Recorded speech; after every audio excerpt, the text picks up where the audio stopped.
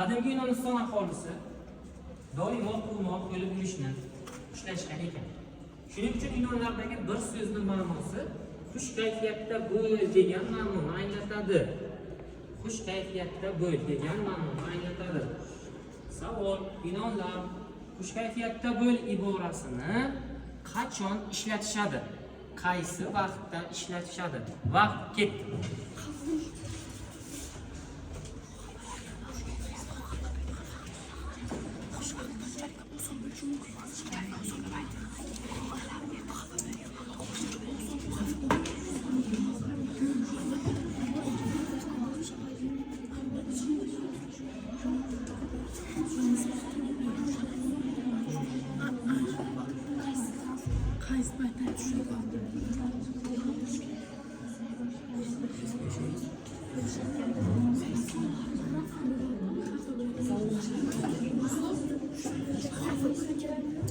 Qaysi so'z? Xush kayfiyatda bo'l. Qaysi holat?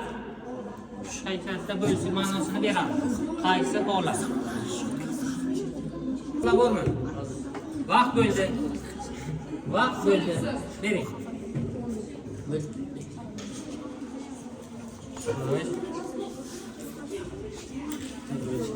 Bo'lib yurishni xohlashgan ekan. Shuning uchun yunonlardagi bir so'zning ma'nosi xush kayfiyatda bo'l degan ma'noni anglatar ekan.